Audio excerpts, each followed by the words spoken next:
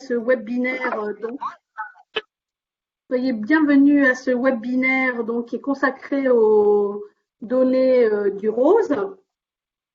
Alors, je vous avais tous reçu, je vous ai envoyé il y a 5 minutes, il y a une dizaine de minutes, l'AMI lancé par l'ADRIE, qui est vraiment un AMI pour accompagner 10 porteurs de projets franciliens souhaitant intégrer une démarche de participation citoyenne dans leur projet. Donc, je me suis permise de vous l'envoyer juste avant qu'on commence ce webinaire. Je vous rappelle pas très succinctement les modalités. En fait, on éteint les caméras et les micros de manière à pouvoir bien entendre les interventions et ça évite d'avoir donc des soucis. Donc moi aussi, je vais l'éteindre et puis je passe la parole à Marie-Laure.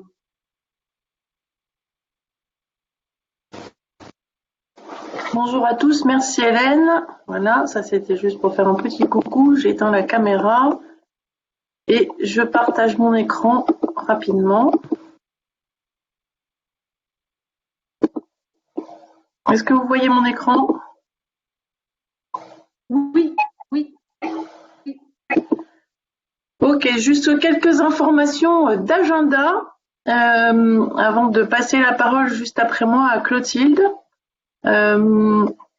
Donc juste pour la fin de l'année, quelques dates de l'AREC et autres. Donc demain, le 5e atelier sobriété. Vendredi prochain, un webinaire d'énergie partagée sur la production, sur les énergies citoyennes. Donc ça, ce sera le 27 novembre matin. Et vous avez, je pense qu'Hélène vous a envoyé l'information d'ailleurs. Le 10 décembre, nous aurons notre dernier webinaire thématique de l'année. Je vous en dis plus suite après. Le 18 décembre, l'atelier 6 de sobriété. Et le 19 janvier, un webinaire conférence sur le financement de la rénovation du patrimoine tertiaire public. Donc rapidement, donc notre dernier webinaire thématique de l'année, ça devait être notre journée électrique entre guillemets avec RTE et Enedis. Vu les circonstances, bien sûr, c'est un webinaire et ça ne durera bien entendu qu'une demi-journée parce qu'autrement ça va être un peu long. On a donc élaboré un programme avec RTE et Enedis assez complet en fait sur l'électricité et la transition énergétique.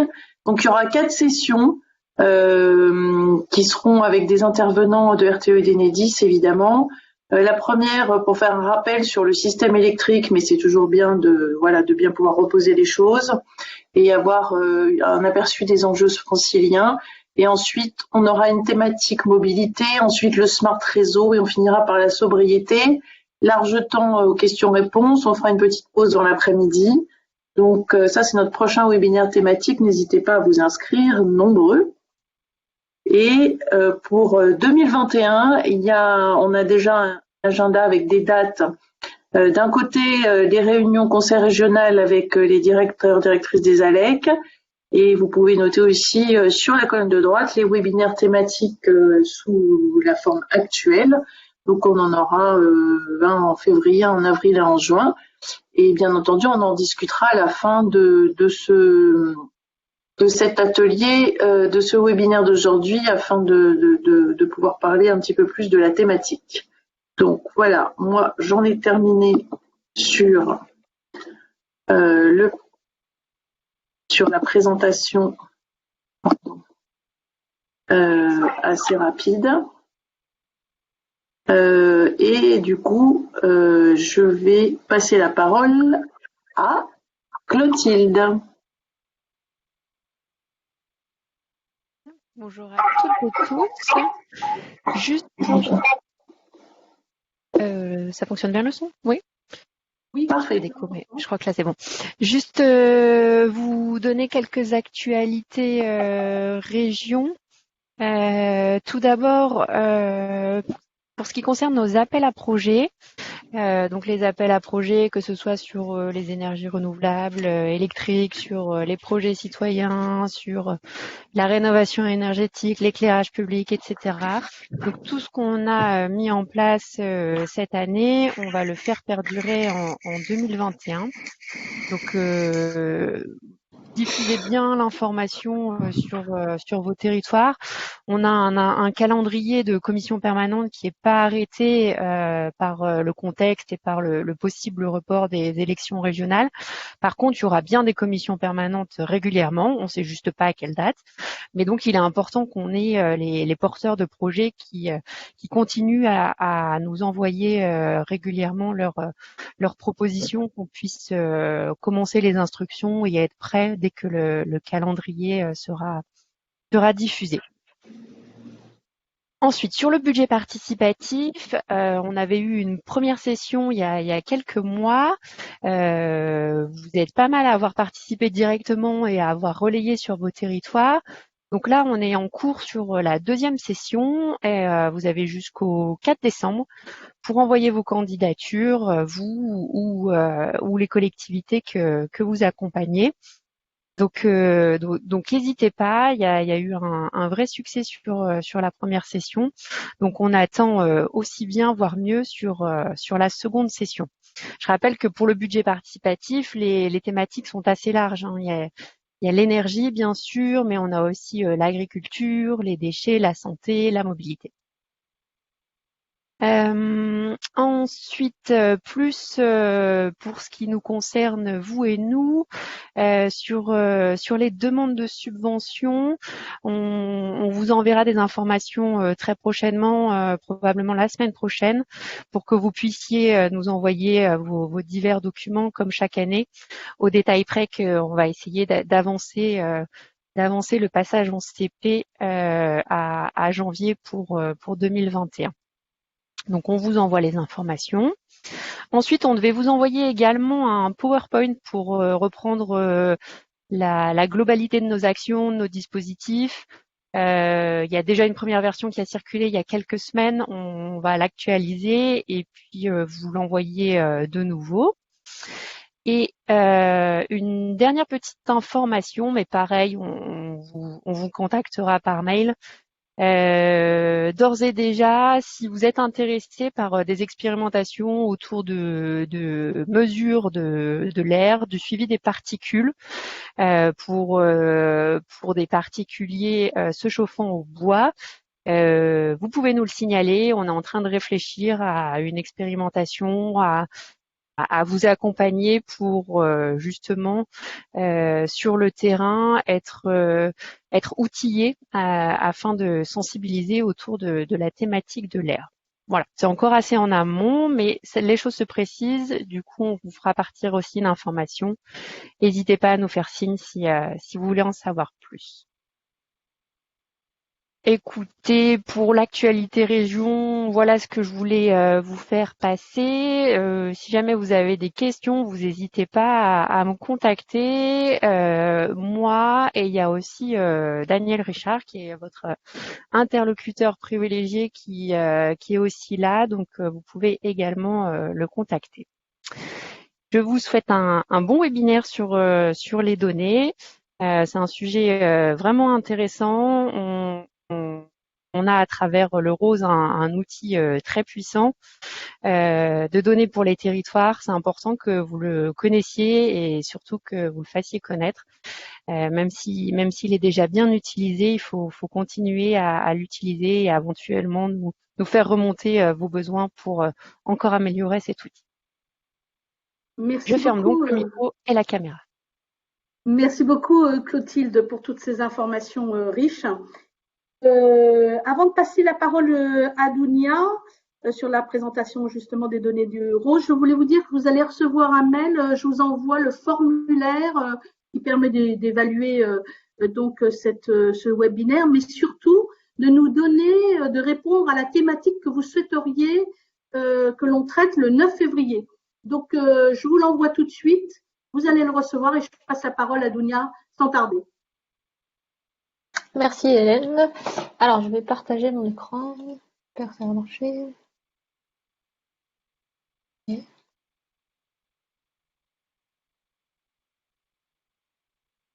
Est-ce que vous voyez mon écran?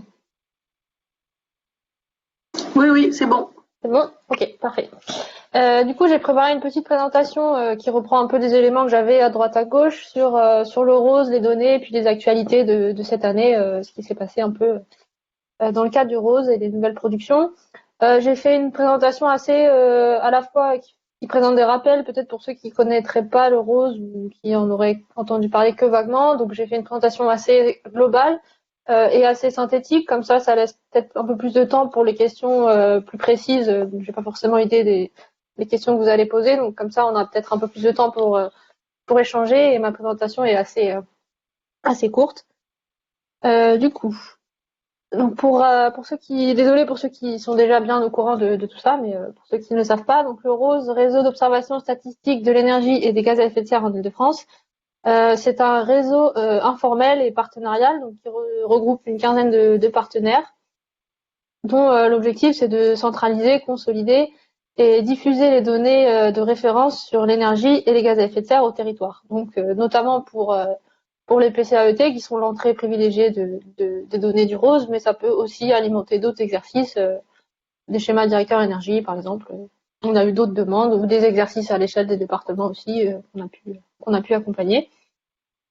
Au niveau de l'organisation du réseau, donc l'AREC, nous sommes animateurs et coordinateurs du réseau, donc on centralise les données, on répond au territoire, on les accompagne dans l'utilisation des données et on fournit les données. Au niveau de la production des données, le travail est réparti en deux entre l'institut, donc l'AREC et l'institut et Airparif. Donc Airparif, dans le cadre de ses missions, produit l'inventaire des consommations d'énergie et des gaz à effet de serre qui mettent à la disposition du ROSE. Donc c'est eux qui ont en charge cet inventaire. Et du côté de l'AREC, on a en charge l'inventaire des productions locales d'énergie et tout ce qui est le volet accompagnement au territoire en tant qu'animateur. Et l'institut plus largement a développé depuis plusieurs années déjà la plateforme Energif, donc qui est l'outil de mise à disposition du ROSE et de ses données. Voilà, donc c'est l'autre département environnement plutôt qui pilote ce côté-là, et nous au côté AREC, département énergie, on est plutôt sur le volet données. Donc c'est la petite cellule qui constitue le comité de pilotage auquel viennent s'ajouter donc les copilotes et la gouvernance, donc l'ADRIE, la région et l'ADEME. Et plus largement, les autres partenaires sont mobilisés aussi plus ponctuellement, donc à l'occasion de la plénière qui réunit tout le monde et des différents groupes de travail thématiques qu'on peut avoir. Voilà pour le contexte et le rappel général. Au niveau des données et des travaux du ROSE plus spécifiquement, c'est important de rappeler que le ROSE a quand même une valeur assez importante par rapport à tout ce qui peut exister en open data, c'est que ça permet d'avoir une vision multi-énergie et multi-secteur de toutes les données de l'énergie et des émissions de consommation et de gaz à effet de serre, puisque les données mobilisées, donc c'est les données en partie des opérateurs, donc qui sont des données brutes, qui sont les données qui peuvent être disponibles notamment en open data, mais pas seulement, puisque le ROSE fait tout un travail de consolidation et d'enrichissement de ces bases de données, notamment en y ajoutant des données issues d'enquêtes sectorielles, notamment sur, par exemple, l'industrie ou sur le chauffage au bois. Il y a aussi tout ce qui est correction climatique, donc il y a énormément de données qui sont intégrées au modèle de calcul pour produire une donnée robuste et qui constitue, comme je le disais, les données de référence multi-énergie et multi-secteur en Île-de-France. Donc ces données, c'est les données de consommation d'énergie, donc par secteur, par usage et par énergie. Les émissions de gaz à effet de serre, donc à la fois par secteur aussi. Et pour le scope 1 et 2, à ce jour, il n'y a pas les données du scope 3 encore dans les données du ROSE. Les données de production d'énergie, on les a par filière, donc on a l'électricité, le gaz et la chaleur. Et voilà, sur la plateforme d'énergie, donc toutes ces données sont présentées sous forme de cartographie. Et il y a des données complémentaires aussi qui sont sur Energif, et notamment une cartographie des réseaux de chaleur. Il y a aussi c'est des données de référence un peu qui sont là pour accompagner les exercices et aider à la compréhension un peu des enjeux énergie sur les territoires. Donc voilà, on a les réseaux de chaleur, on a une cartographie sur le gisement de chaleur fatale, puis à terme, peut-être qu'on intégrera d'autres données aussi. Voilà, c'est tout à fait évolutif. Au niveau des groupes de travail thématiques, cette année, on a eu plusieurs groupes, notamment donc le groupe de travail données, qui est un groupe assez récurrent puisqu'il traite de toutes les questions méthodo. Donc on se réunit assez régulièrement. Là, on a parlé notamment des dernières évolutions des données loi de transition énergétique qui ont été utilisées par AirParis pour l'inventaire des consommations et des émissions, notamment qui apporte des précisions supplémentaires sur la distinction entre le petit tertiaire et le résidentiel, qui était mal distingué avant et qui maintenant est mieux distingué, donc qui permet de corriger un peu les données dans le bon sens. On a aussi relancé un groupe de travail sur la prospective, où là on traite des sujets un peu plus thématiques, notamment autour de tout ce qui est sobriété numérique. On a eu un groupe de travail transport aussi, qui propose des données, enfin qui a permis de développer une méthodologie sur une approche complémentaire à l'approche cadastrale, donc qui est l'approche réglementaire pour modéliser le bilan des transports.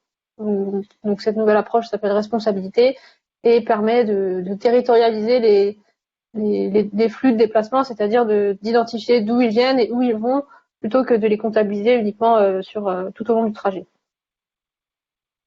Et pour ce qui est rénovation, on avait un groupe de travail auquel un certain nombre d'entre vous avaient pu participer.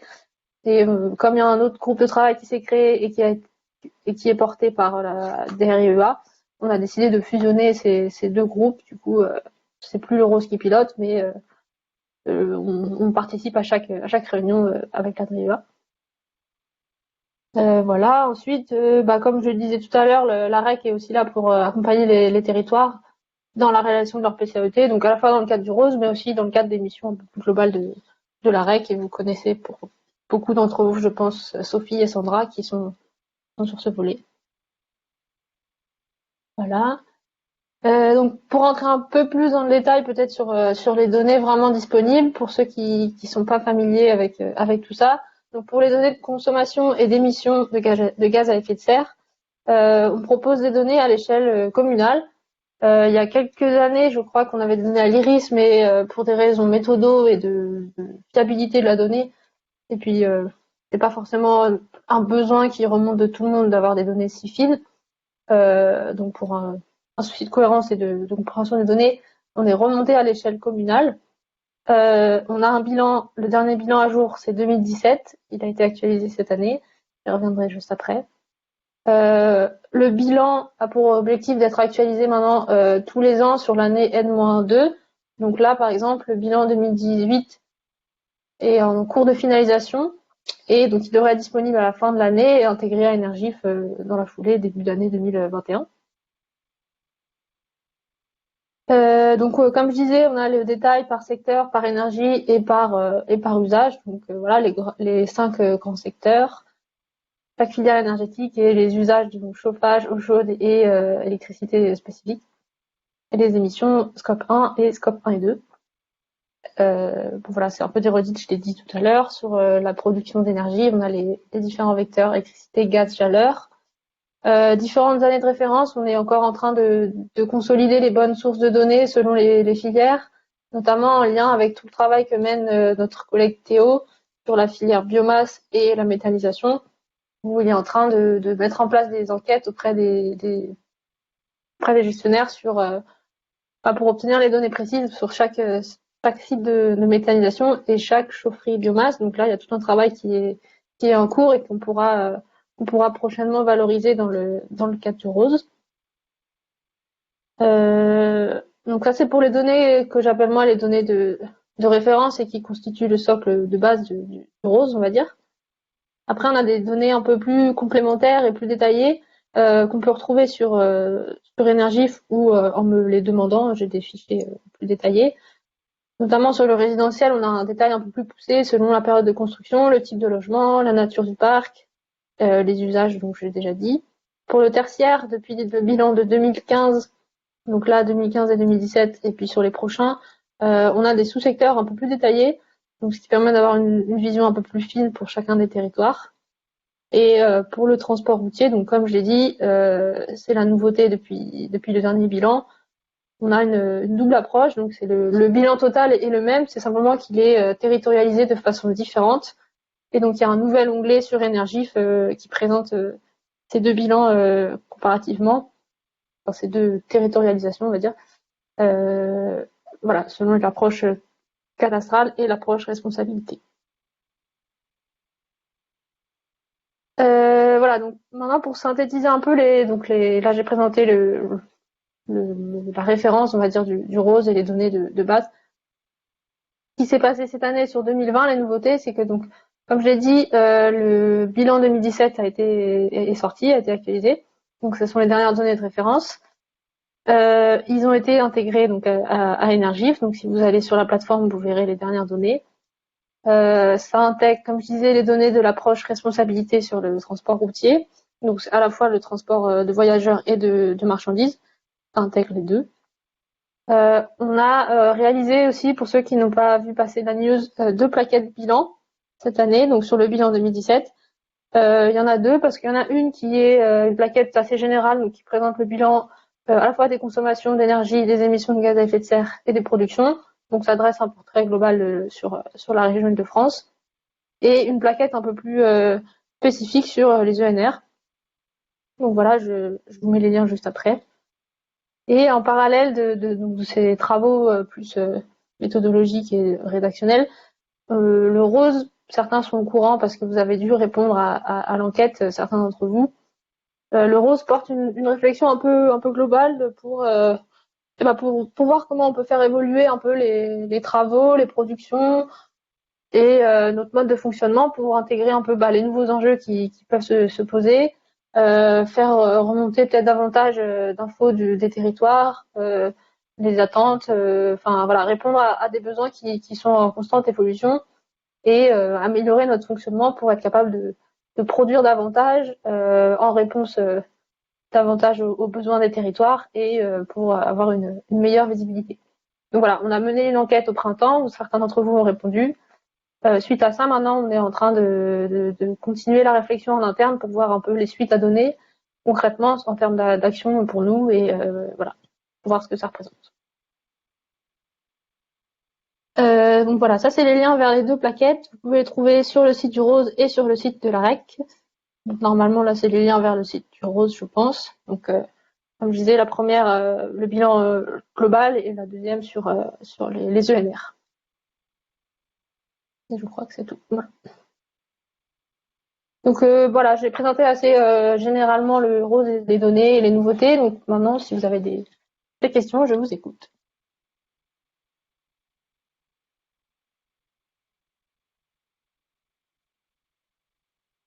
Alors, pour l'instant, il n'y a pas de questions par chat, mais ça peut venir. Mais si quelqu'un veut prendre la parole, il n'y a pas de problème. Ok. Simplement dire votre nom, voilà. Tu as été très clair, Dounia, je crois. Ceci dit, Dounia, moi j'ai une question, c'est Marie-Laure. Ouais, vas-y. C'est par rapport aux données sur d'émissions de gaz à effet de serre, scope 1, scope 2, on parle aussi du scope 3. Et est-ce que tu pourrais en dire un petit peu plus là-dessus? Peut-être redéfinir scope 1, 2, 3 aussi également. Oui, alors scope 1 et 2, c'est les émissions. J'ai toujours du mal à mettre des mots dessus, c'est des concepts durs à expliquer. Disons que scope 1 et 2, c'est les émissions. Scope 1, c'est les émissions directes, donc des actions qu'on a. Donc je sais pas, je fais 10 km en voiture, ça consomme tant, enfin ça émet tant. Le scope 2, il va inclure aussi tout ce qui. Enfin, j'arrive jamais à l'expliquer.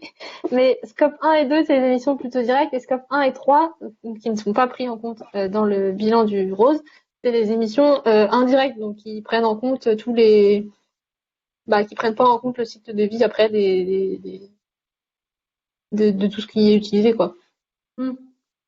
Désolée, c'est pas du tout clair comme explication, mais c'est des émissions directes et indirectes. Après, pour les émissions indirectes, du coup, le scope 3, pour préciser un peu, il y a des réflexions en cours avec la région, donc bon, ils sont pas là, mais Il y a l'outil GESI qui avait été développé sur l'Île-de-France. Voilà, l'idée c'est de voir pour l'instant rien n'est décidé, mais l'idée c'est de voir comment cet outil peut être repris pour le mettre à jour parce que c'est des données qui datent un peu et quel rôle pourra avoir le rose là-dedans ou pas et si ces données pourront être intégrées ou pas. Donc, c'est encore un stade de réflexion qui peut avancer encore, même si c'est besoin. D'accord, merci. Et peut-être pour lancer la discussion là, avec nos participants, est-ce que alors ou alors on fait témoigner là, on a prévu effectivement de faire témoigner 2 agences qui utilisent ou qui ont des besoins de données, etc. Ou alors vous pouvez peut-être réagir après si vous préférez. Oui, je pense que oui. Donc Oui, je pourrais peut-être du coup passer le parole à micro à Tony.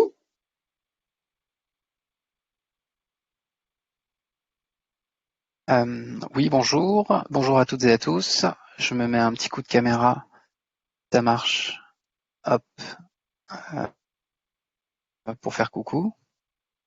Voilà, normalement vous me voyez. Oui. Et donc je vais commencer à partager mon écran.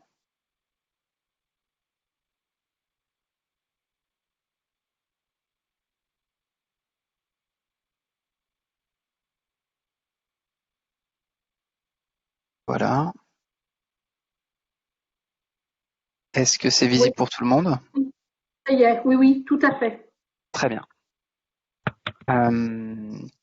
Donc voilà, l'idée c'était de vous faire effectivement un petit témoignage là sur notre manière de voir l'intérêt ou en tout cas de travailler avec les données du rose, de voir aussi les possibilités d'utilisation de ces données avec nos perspectives en lien avec notre territoire.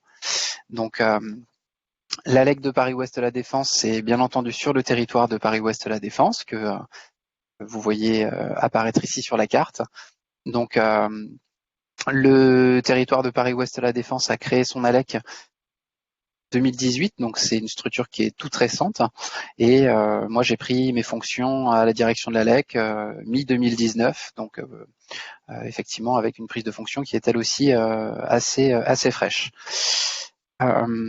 Pour vous parler un petit peu de l'historique de ce qui s'est, de ce qui s'est mis en place sur le territoire, bien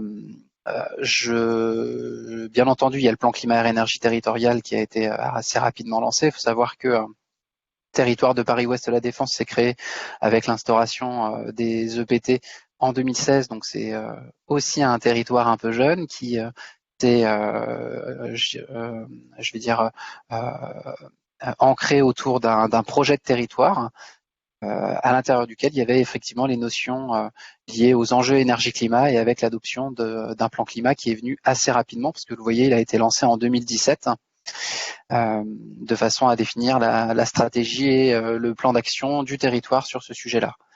Et bien entendu, ça a été peut-être le premier niveau ou en tout cas un niveau assez ancien pour l'utilisation des données du rose, parce qu'il a fallu récupérer ces données-là dans le cadre de la réalisation du PCAET du territoire. Donc que ce soit pour récupérer les données liées aux émissions de gaz à effet de serre du territoire, aux consommations énergétiques, dans les différents secteurs, etc. Liés à ce plan climat, 4 axes prioritaires ont été identifiés. Donc sur la réduction de la facture énergétique des logements et du tertiaire, les déplacements, sur la consommation responsable ou encore l'aménagement pour améliorer la santé et la qualité de vie. L'ALEC est née directement du premier axe. L'ALEC de Pold est née directement du premier axe, agir pour une facture maîtrisée des logements et du tertiaire, donc avec la volonté qu'elle travaille sur ces sujets-là. en arrivant, pour le coup, les données du rose ont aussi été intéressantes pour mieux cerner les enjeux du territoire. Moi, typiquement personnellement, j'avais pas forcément connaissance du territoire en question parce que je venais du 94, et donc voilà, pour avoir quelques éléments intéressants. Là, je vous ai montré quelques cartes que j'ai ressorties tout récemment, mais des éléments qu'on avait pu regarder donc aussi à l'époque sur les réseaux de chaleur du territoire, la consommation effectivement par énergie. Et là, par exemple, j'ai montré la carte des consommations de fuel, en fait, de charbon et de produits pétroliers, notamment dans les logements collectifs, ou encore la question de la production solaire photovoltaïque. Donc, c'est des données qui sont assez intéressantes, effectivement, pour voir un petit peu la dynamique sur le territoire, avec un maillage qui est par contre effectivement pas très fin, hein, comme l'a justement souligné Dounia, où on est au niveau communal. Moi, j'en reparlerai par la suite, où pour le coup, un maillage un peu plus fin pourra avoir un intérêt, à condition bien entendu qu'on arrive à avoir une stabilité des données qui soit pertinente. Donc voilà sur les sujets un petit peu partagés avec le territoire de Pold et son ALEC. Donc bien entendu tout ce qui est autour des réseaux de chaleur, où voilà, il est clair que les données du ROSE peuvent aider à l'identification des potentiels de raccordement, par exemple, de voir dans quelle situation est-ce qu'on peut imaginer, ou dans quelle ville on peut imaginer avoir effectivement un enjeu pour le raccordement au réseau de chaleur. Le territoire travaille également sur la réalisation d'un atlas, l'idée d'avoir une représentation cartographique en fait de données sur des sujets assez larges, hein, pas uniquement sur des données énergétiques, mais assez large pour donner une représentation cartographique du territoire. Et il y a un volet effectivement énergie, climat qui peut être représenté dans cet atlas-là. Les données du ROSE sont à ce titre intéressantes. Et il y a un travail aussi qui a été commencé, mais qui doit être poursuivi sur la mise en place d'un plan de rénovation de l'habitat privé, sur lequel on travaille conjointement avec le territoire. Voilà, l'idée de l'utilisation de ces données-là pour l'identification des zones prioritaires pour la rénovation de l'habitat est aussi quelque chose d'envisagé. Ceci étant, on le voit sur ces différents jeux de données, on a des limites à l'heure actuelle avec les données du ROSE, et notamment vis-à-vis du maillage actuel à l'échelle communale. J'en ai parlé très brièvement, mais c'est vrai qu'un maillage à l'iris serait particulièrement intéressant, notamment vis-à-vis du croisement avec d'autres données issues d'autres acteurs, que ce soit de données INSEE par exemple ou autres. Si je prends l'exemple du plan de rénovation de l'habitat privé, on a déjà essayé de sortir des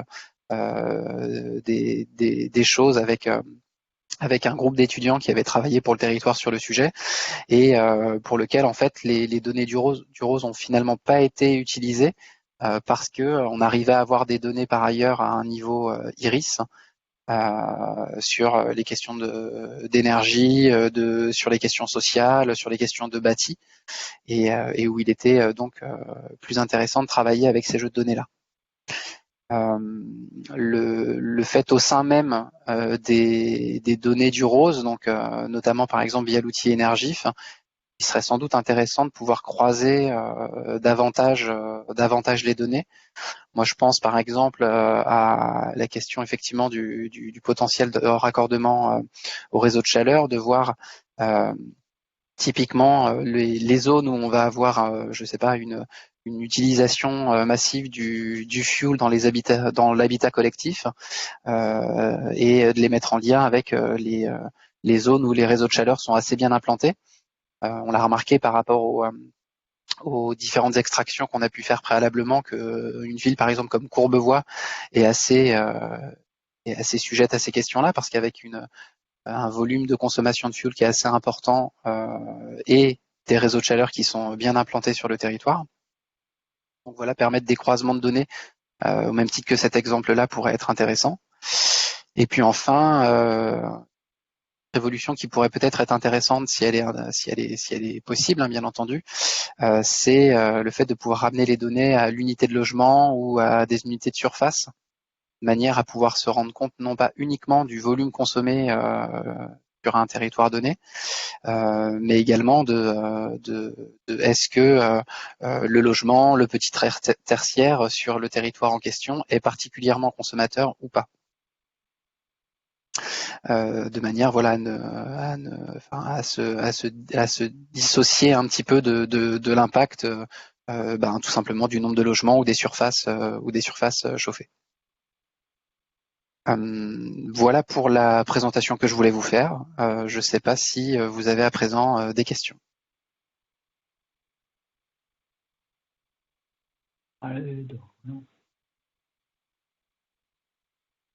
Oui, il y a quelqu'un qui veut poser une question. Il donne son nom. À l'oral, on peut le faire à l'oral, il n'y a pas de souci.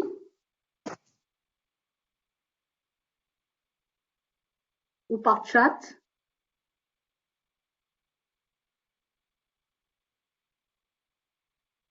Apparemment, il n'y a pas de questions, Tony. En effet, j'en vois pas.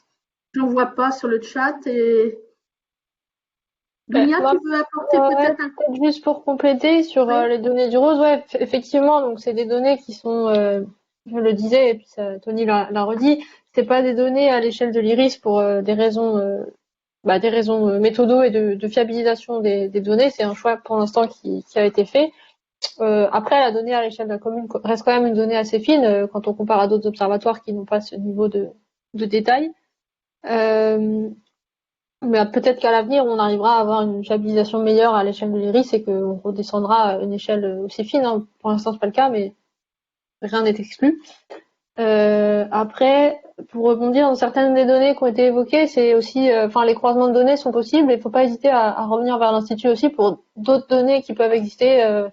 Je n'ai plus en tête tout ce qui a été mentionné, mais sur toutes les autres thématiques, il y a pas mal de données qui sont disponibles à l'Institut, donc il faut aussi voir les croisements qui peuvent être faits ou qui ont pu être faits déjà de notre côté. Tout n'est pas forcément en ligne sur le site de l'Institut. Et je voulais dire un dernier truc et je sais plus ce que c'est. Sur la question des données par logement, enfin des consommations par logement par exemple, on a pour le résidentiel en tout cas, on a mis cette info dans les fiches multicommunales sur Énergif. On n'a pas que le volume de consommation, parce que je suis assez d'accord avec ce qui a été dit. C'est pas forcément un bon indicateur, enfin pas toujours en tout cas. Et on a le chiffre rapporté au logement et à l'emploi pour le tertiaire aussi. Ouais, pour compléter. Voilà. Merci, Dunia. Merci beaucoup pour ces précisions. Merci, Tony. S'il n'y a pas de questions, on va peut-être passer la parole à Christophe Parisot. Toi, tu as utilisé les données du rose. Oui, bonjour à tous. Donc, je vais essayer de partager mon écran en espérant que cette fois-ci, cela fonctionne.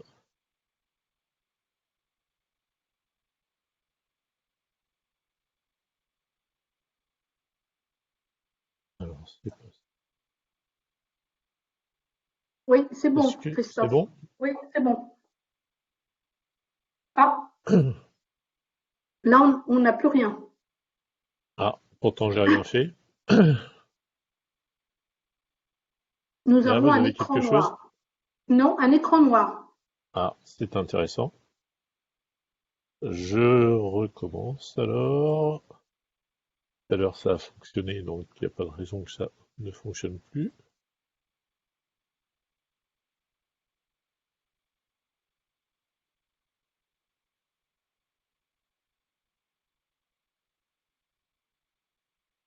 Alors, et maintenant?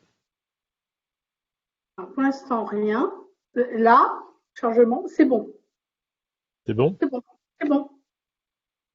Voilà, donc nous, on a utilisé en fait les données du rose dans un cadre un peu particulier, hein. C'était fin 2018 où on n'était pas encore officiellement une ALEC, hein, même si on avait déjà un espace info-énergie depuis un certain temps. Le département, en tout cas les EPCI, commençaient tout juste à savoir qu'ils allaient devoir faire un plan climat et énergie territorial.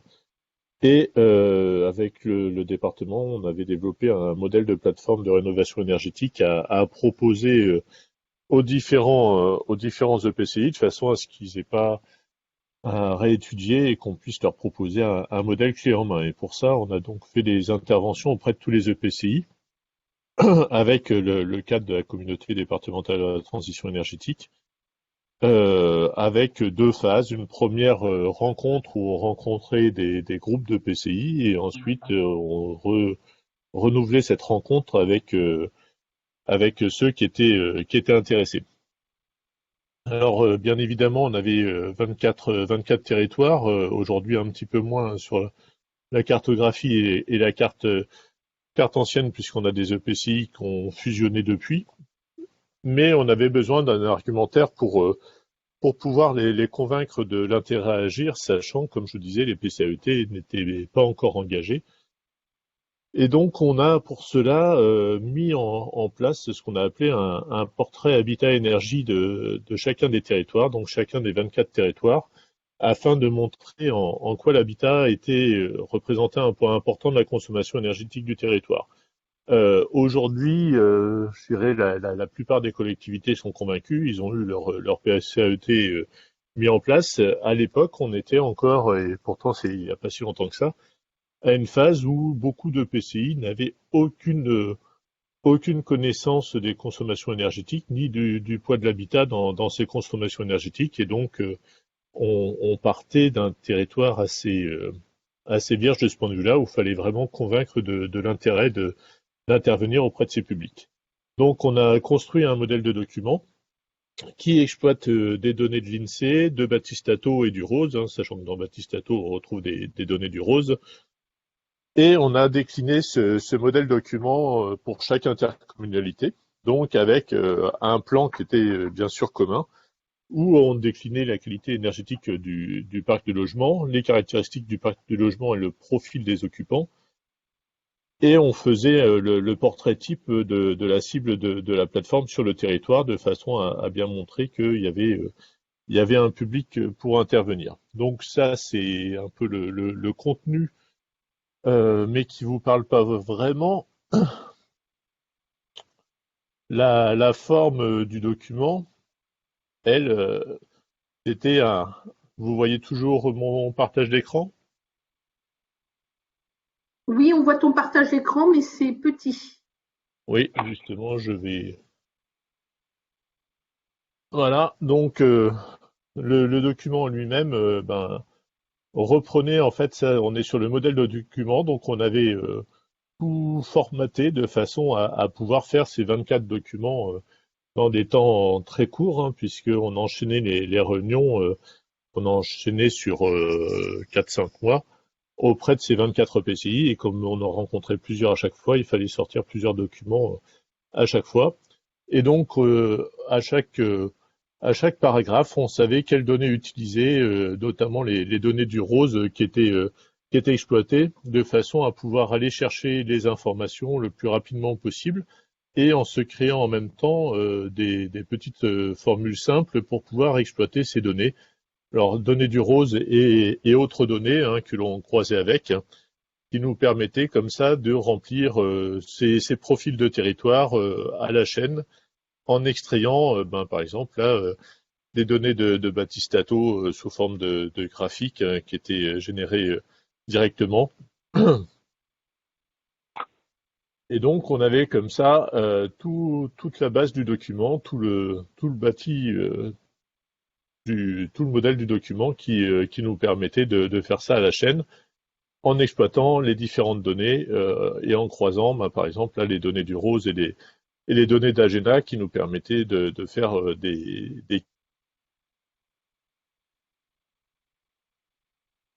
Allô? On t'entend plus, Christophe. Christophe? Ah,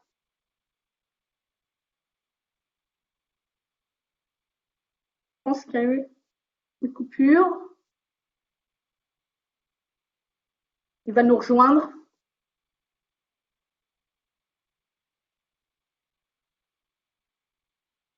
Oui, il va nous rejoindre. Je pense qu'il va nous rejoindre. Il a dû être coupé.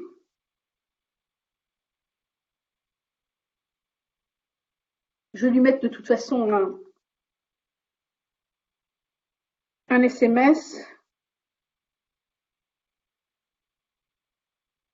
Ah, oui, c'est ça, il y a un problème.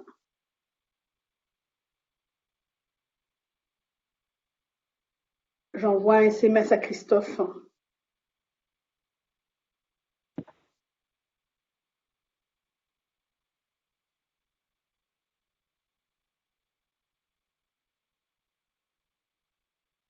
On va le laisser le temps qu'il puisse nous rejoindre.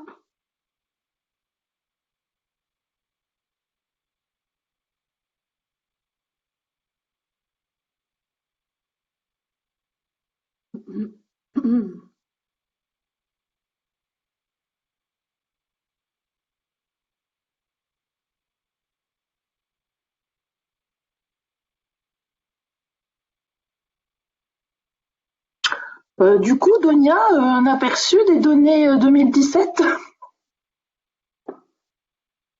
Vous voulez voir le site de Énergif? Si vous voulez. Ouais, peut-être. Ou les plaquettes, pour ceux qui les ont pas vues, n'importe. Ah oui, ou par le site ou les plaquettes, comme tu veux. Ouais, les plaquettes, ça peut être pas mal, parce qu'Énergif, je pense que Énergif, ça n'a pas évolué fondamentalement, c'est toujours un peu. Enfin, c'est les mêmes choses, mais c'est juste que c'est mis à jour. Les plaquettes, attendez, je les ouvre. Hop. Alors, il a eu une coupure de réseau.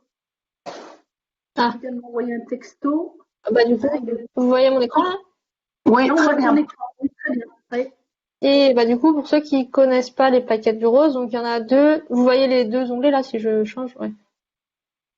Oui. Donc, ok. Et ça, c'est la première plaquette donc qu'on voyait sur le PowerPoint tout à l'heure. Donc c'est la plaquette globale. Bon après en PDF, du coup, ça rend pas pareil qu'à la main parce que quand on l'ouvre, il y a une infographie au milieu, voilà, qui rend pas grand-chose à l'écran, mais on a un diagramme qui représente les consommations d'énergie, donc à la fois par énergie, donc bois, électricité, gaz, etc. Et en allant vers les secteurs consommateurs. Donc comme ça, on se rend un peu plus compte du poids de chacun des secteurs et du poids de chacune des énergies avec le même flux de consommation.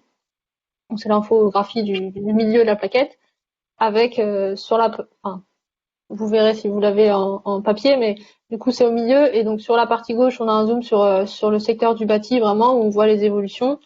Voilà, donc résidentiel et tertiaire. Sur la droite du graphique, on a un zoom plutôt sur le secteur des transports, avec à peu près le même format, on présente les évolutions aussi. Et à la fin, on a un panorama sur le développement des énergies renouvelables en reprenant les vecteurs que je disais, donc électricité, gaz renouvelable, et puis la chaleur qu'on a répartie entre chaleur sur réseau et chaleur individuelle. Voilà. Après voilà, la page derrière, c'est plus une page disons, qui rappelle ce que c'est que le rose. Et j'ai rien oublié, je crois. Voilà, ici la page d'accueil, elle rappelle un peu les objectifs. Désolé, j'ai eu Bonjour, ma Christophe. box. Bonjour. Ma box Merci, qui a Donia. décidé Merci, de lâcher. Donia. Pas de rien. Et l'autre, Merci Donia, voilà. désolé de l'interruption. Je ne sais pas où j'en étais quand ça a coupé, puisque je parlais probablement dans le vide. Eh bien, écoute, je ne sais plus. Par contre, il y a une question pour Donia. Donia, Quentin voudrait savoir si on peut demander des extractions d'énergie sur un périmètre géographique donné sous format Excel. Oui, bien sûr. Je suis là pour ça, justement. Faut pas hésiter. Pour moi, c'est ce que je répète à chaque fois. L'énergie, c'est un peu une sorte de vitrine, on va dire, du rose. Donc, on a une visualisation des données. Et après, faut pas hésiter à me demander, moi, des données plus spécifiques sur des territoires en particulier. Et moi, je fais l'extraction assez facilement. Donc, n'hésitez pas à m'envoyer un mail ou à m'appeler. Et puis, je ferai ça. Super, merci. Merci, Et Donia. à l'échelle d'Iris, non, parce que du coup, comme je disais, on n'a pas de données à l'échelle d'Iris. Voilà. La parole est à toi, Christophe, à nouveau. Oui, ben après, si vous avez vu le document, j'étais juste en train de de présenter le portrait habitat, mais voilà, c'était pour montrer le principe. Mais si vous avez vu au moins le début, après, c'était c'est comme vous souhaitez. Si vous avez des questions ou si vous voulez que je remonte le document, je peux le faire. Oui, de toute façon, les supports PowerPoint, on va les transférer à tout le monde. Parce que c'est peut-être ça qui a fait bugger ta box, non? Non, non, puisque là, c'est la box en général qui a planté, Qui hein, donc, a bugué. c'est la première fois que ça m'arrive, mais bon, c'est forcément ça tombe au mauvais moment. Donc voilà, Oui. comme je disais, hein, les données qui étaient utilisées aussi bien du Rose que de Battistato et de Bati SIG pour pouvoir faire le profil de chaque territoire. Le seul inconvénient qu'on avait à l'époque dans le Rose, c'est que les EPCI n'étaient pas à jour et donc il fallait des fois qu'on fasse des réassemblages puisque, comme on avait eu pas mal de fusions de PCI, on avait quelquefois des réassemblages à faire pour aboutir aux données.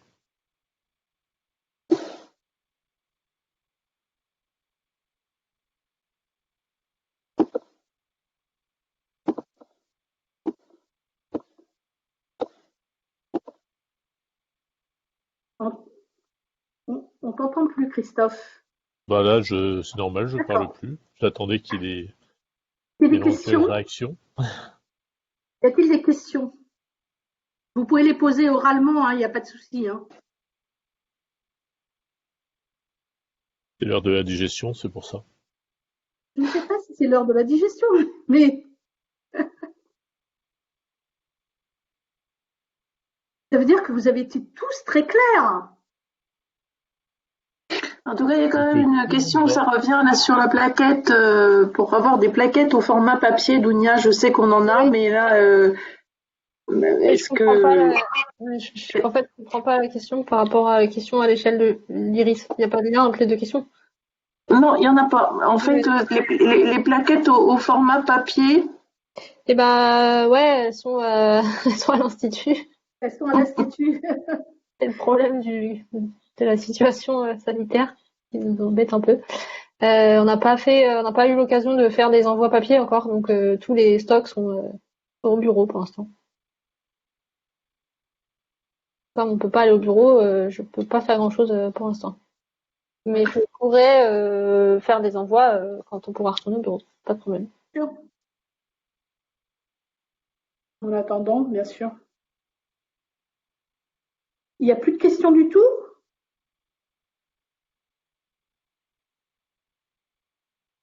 Alors peut-être poser une question.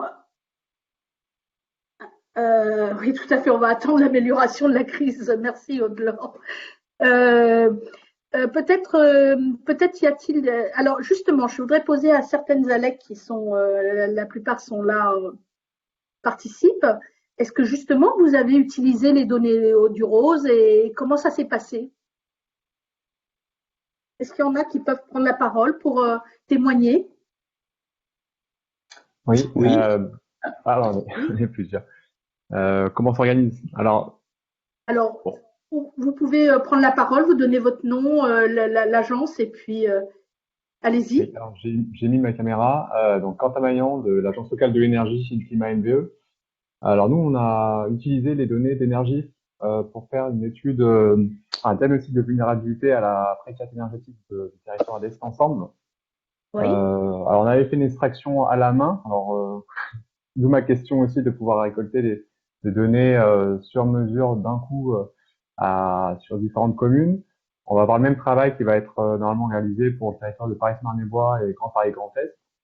Et donc, on a pu, grâce aux données du coup obtenues sur Energif, avoir du coup des données de consommation qui sont ventilées par poste de consommation. Et ce qui nous a permis de pouvoir ensuite construire en fait affilier ces consommations d'énergie à des typologies de logements sur le territoire. Donc, on a croisé les données d'énergie avec les données de l'INSEE, notamment les enquêtes nationales de logement, et donc après et de recensement de la population, et donc de pouvoir avoir une facture de consommation moyenne par logement. Ensuite, du coup, on a intégré la valeur du coût de l'énergie pour ces différentes factures. On a moyenné et on a pu avoir du coup une facture moyenne par logement.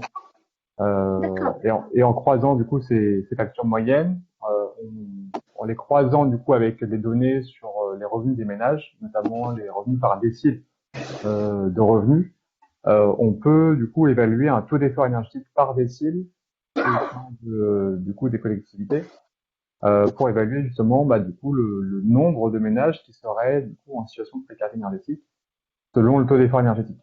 Et donc on a réussi cette étude-là à partir de 2018 et on l'a publiée en 2019. Voilà, donc c'est une utilisation possible. Et donc cette méthodologie-là, du coup, va être dupliquée pour tout le territoire. Et on peut bien sûr la partager avec les autres sélections. D'accord, Si je peux merci. juste compléter, j'avais dû envoyer les données à vos collègues, enfin, notamment à Eric qui m'avait demandé les données sur ces mêmes territoires. Donc je pense que vous avez déjà quelque part chez vous les extractions. Après, je peux les renvoyer, il n'y a pas de problème, hein. Mais normalement, j'avais dû envoyer à MBE déjà. Ok, ben moi c'était du coup des demandes, alors ça date un peu avant, mais on était sur les données de 2015. Donc après on est preneur justement des données 2017 pour mettre à jour l'étude. Ouais, mais Et normalement puis, vous les avez, je les avais envoyés à Eric il y a très peu de temps, il y a même pas peut-être un mois ou deux. D'accord, bon bah voilà, Mais la je peux faire communication c'est un, fait. pas de problème. Si vous les retrouvez pas, dites-moi. Oui, non, mais je vais me rapprocher d'Eric, mais après voilà, on reviendra de toute façon vers vous pour les autres territoires. D'accord. Merci. Oui, Richard de l'Agence de l'énergie du CAUE 94. Oui, on peut apporter un témoignage parce qu'à l'époque où on a accompagné les plans climat de certains territoires, on a eu beaucoup de relations et on a cherché pas mal de données à l'époque sur les données du Rose.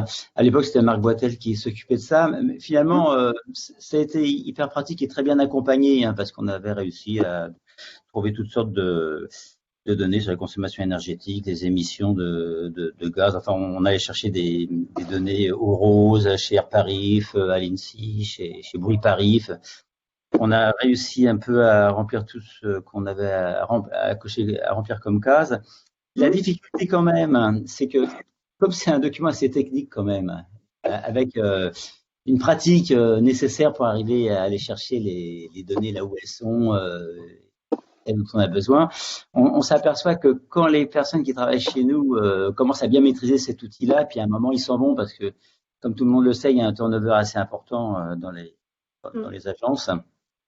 On s'aperçoit qu'arrive un moment, il faut réapprendre à servir des données du Rose, d'énergie. C'est d'ailleurs pareil avec toutes les bases de données de toute façon.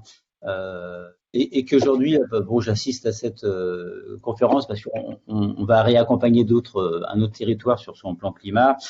Et que je voulais savoir si finalement on était arrivé à avoir des données 2017. Alors j'ai vu que oui, on a les données 2017 et puis qu'à la fin de l'année on aurait les données 2018. Ce qui est très bien, c'est que ça me faisait penser aussi comment faire pour fournir un travail pour les territoires de manière à avoir un espèce de calcul automatique qui permette de réactualiser les différentes données parce que on a fourni des éléments de diagnostic à une certaine époque avec les données 2012, après 2015, et puis maintenant c'est 2017, et c'est un peu le souci, c'est que dans toutes ces démarches énergie-climat, on doit toujours remettre à jour, ce qui est normal, et que vous avez des outils adaptés pour ça, puis nous, il faut qu'on fabrique avec les territoires des outils adaptés aussi pour ça.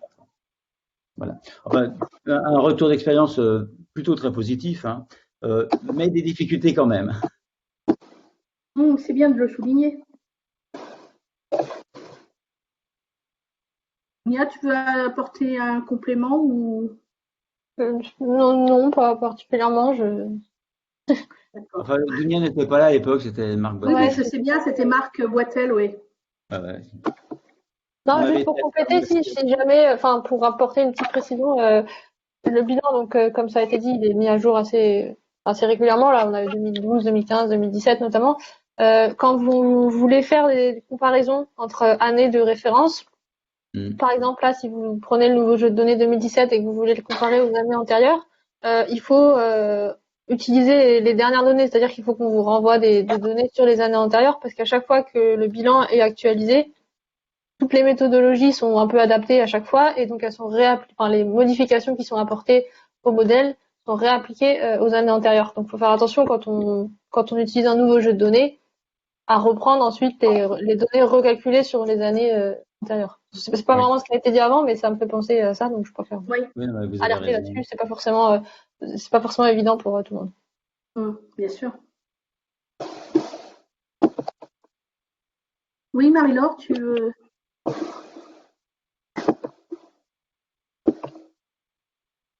Ah, pardon, non, désolée. Je vois que ça s'affiche. Quelqu'un d'autre veut apporter un autre témoignage? Oui, bonjour, Florent Doublet de la métropole du Grand Paris. J'avais une question par rapport à l'expérience qui a été menée par la LEC MVE sur donc leurs travaux sur la précarité énergétique. Je voulais savoir par la suite comment ils étaient arrivés à faire en sorte que les communes ou le PT en question avaient du coup déployé des politiques publiques. Et oui, quel type de politique publique ils ont? Oui, alors après il faut expliquer peut-être le contexte de cette étude-là. En fait, il y avait déjà en fait un engagement politique pour travailler sur le sujet qui était lié à un appel à manifestation d'intérêt d'ADEME Région sur les PCAET et donc le territoire des ensembles a été lauréat et ça visait justement à structurer les PCAET autour de l'innovation et il y a eu un volet sur l'innovation sociale et ils ont souhaité du coup développer une plateforme de lutte contre la précarité énergétique. Donc on les a appuyés à développer cette plateforme-là, qui s'appelle maintenant Ensemble pour l'énergie. Et l'un des axes, c'est de aussi mieux comprendre le phénomène sur le territoire du lancement. Et donc on a commencé à travailler sur cette étude. Après cette étude, elle a servi aussi à organiser d'autres dispositifs, notamment le dispositif Civigaz du GRDF, où des services civiques sont du coup vont aller sensibiliser les ménages sur certains quartiers à forte vulnérabilité et qui ont du coup du chauffage au gaz sur du coup la sécurité gaz. Et ils vont aborder les questions de l'énergie. Et donc ils ont besoin de identifier des parcs où il y a des logements collectifs chauffés au gaz, notamment individuels. Et donc, ils n'ont pas forcément, ils ont de la donnée, mais là, ils n'ont pas la donnée forcément sur le nombre de ménages en précarité énergétique. Et donc, nous, on les a aidés à passer à cette étude-là, à cibler des quartiers à l'échelle du LIRIS. Alors, c'était pas du coup avec les données de l'énergie. On a fait deux études. On a fait une étude à l'échelle communale avec l'énergie et une étude à l'échelle de l'IRIS avec les données d'open data d'EMIS et de GRDF. Donc, alors, on n'a pas les données du coup de l'open data sont un peu moins longues, donc c'est un peu moins précis. Les données globales à l'échelle de l'IRIS, on n'a pas de la ventilation par poste, mais c'était quand même intéressant d'avoir voilà une lecture un peu plus fine à l'échelle géographique. Donc voilà, ça peut permettre aussi de développer d'autres actions après derrière sur les territoires. Et donc et du coup le rôle de la LEC en tant qu'animateur territorial. Je sais pas si ça a répondu à la question. Oui, bah, ça permet de voir ce qui a été déployé. Mais je me demandais si, par exemple, ils n'avaient pas réfléchi aussi à des dispositifs type OPA pour bonifier sur certaines zones les aides pour les travaux à la rénovation ou ce genre de choses-là. Mais déjà, bon, s'ils ont déployé, donc c'était plutôt un axe pour aller en gros sur le terrain, sensibiliser dans les zones qui avaient été identifiées. C'est déjà une action très importante. Oui, en fait, ça peut permettre surtout pour bien comprendre. C'est aussi plutôt pour avoir un outil qui peut donner aussi du poids en fait sur cette thématique-là au niveau des politiques et donc qui puisse bien se rendre compte du coup de l'importance du phénomène et notamment là on est quand même sur un territoire qui est très très marqué on est sur une population qui est très pauvre. On a plus d'un tiers de la population qui est sous le seuil de pauvreté. Et donc on a quasiment à peu près le même chiffre de ménages qui sont en situation de précarité énergétique. Alors, c'est pas exactement les mêmes publics, mais du coup ça a renforcé en tout cas l'engagement localement des politiques, des élus sur la question. Et donc ils ont vraiment voulu encore plus s'y investir. Et donc là, le dispositif en 100% énergie d'ailleurs est renouvelé.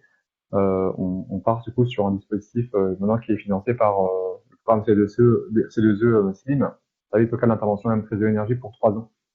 Voilà. Et donc et l'étude du coup ça permet d'avoir cette compréhension par les élus, et nous aussi pour les formations on s'en sert aussi pour expliquer un peu le portrait du territoire. Et donc comme ça aussi les professionnels sont intéressés de savoir un peu la répartition géographique des ménages, leur profil, et même si eux ils ont dans leur pratique ils sont amenés à rencontrer à leur public et ont du coup déjà des pratiques. Voilà. Et, ça va vraiment outiller le dispositif.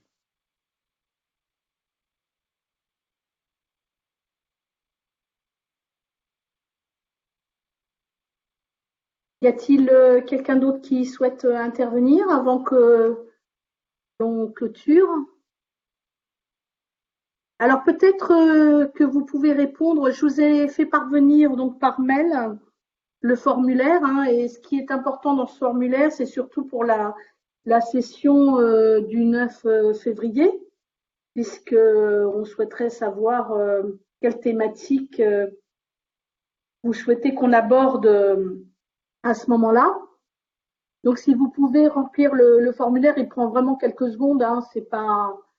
Et puis comme ça, on peut déjà voir ensemble.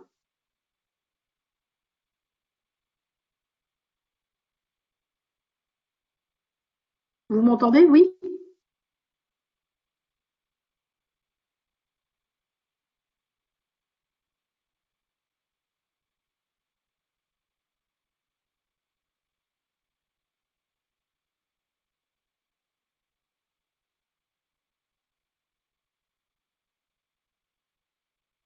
Alors, pour l'instant, j'ai que 6 réponses.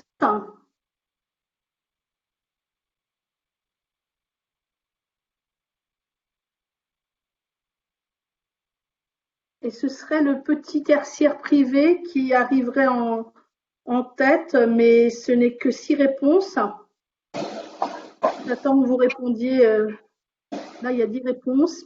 En ce qui concerne le petit tertiaire privé, j'ai une petite question. L'ADEME avait annoncé qu'il y aurait des formations pour les structures sur ce sujet. Est-ce que vous avez eu des informations de l'ADEME?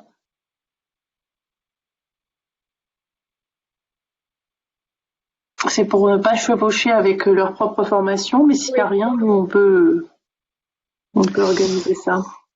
Allô? Oui, oui, Tony Ferreira de la LECPOLD. J'ai participé au groupe de travail justement tard sur la formation, où on a abordé ces sujets-là. Il va y avoir effectivement des formations ouvertes notamment aux conseillers sur la question de l'accompagnement du petit tertiaire, mais on est vraiment sur des formations métiers qui sont en cours de construction. Je regarde si dans les notes que j'ai prises, j'ai des éléments sur leur sortie, mais je crois de mémoire que c'était mi-2021. Je pense néanmoins qu'il peut être intéressant qu'on fasse des échanges, notamment sur le volet un petit peu autour d'expérience, de qui a fait quoi et de quelle manière est-ce que chacun prépare le volet comment toucher le petit tertiaire, peut-être plus que sur la question du métier de l'accompagnement, qui pour le coup là, il y aura effectivement des formations spécifiques pour les conseillers. Tout à fait.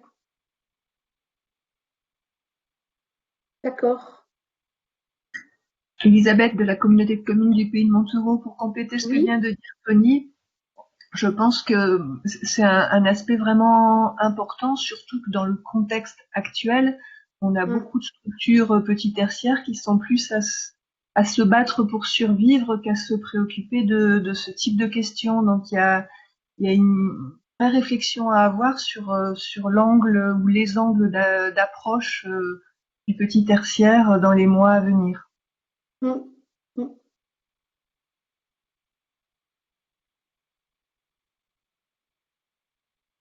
en lien avec le plan de relance.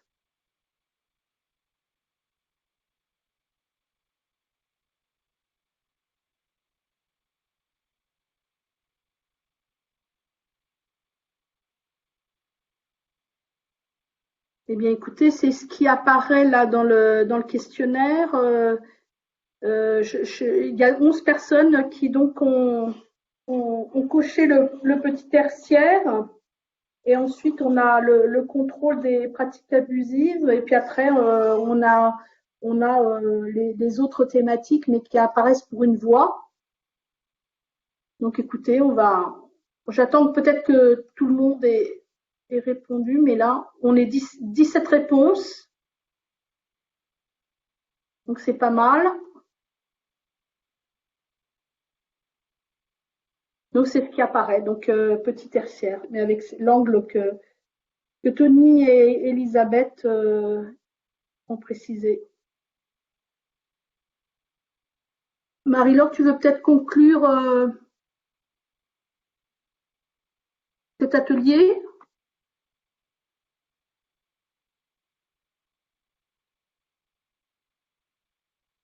Pardon, j'avais pas mis mon micro. Il y a Marielle qui nous ajoute le nom du projet de formation, conseiller une entreprise du petit tertiaire privé sur un projet d'efficacité énergétique. D'accord. Oui. Alors, en conclusion, Oui. N'hésitez surtout pas à solliciter Dounia, qui peut vraiment faire toutes les extractions possibles et inimaginables sur les données, et qui peut également vous orienter sur des données de cadrage qu'il n'y a pas forcément sur Énergif, mais qu'il peut y avoir sur d'autres outils. Donc en tout cas, on a beaucoup de choses à l'Institut, donc voilà, n'hésitez pas à faire des demandes. Et d'autre part, on prévoit pas mal de journées de formation sur l'utilisation des données, des bases de données en fin d'année prochaine, mais on va construire tout ça ensemble. Et puis, on va vous proposer un programme sur petit tertiaire privé, effectivement. Donc, ce sera à l'agenda du prochain, pas du prochain webinaire thématique, hein, donc prochain webinaire thématique le 10. Là, c'est sur la journée, ce qu'on appelait la journée électrique, et qui donc s'appelle Smart Grids et transition énergétique, mais ce sera pour le 9 février. Voilà, donc merci beaucoup à tous. N'hésitez pas à nous recontacter sur le sujet, et on vous souhaite le meilleur. Et si vous voulez vous mettre votre caméra, comme ça on peut se dire au revoir en se regardant, c'est bien aussi. C'est bien plus sympa.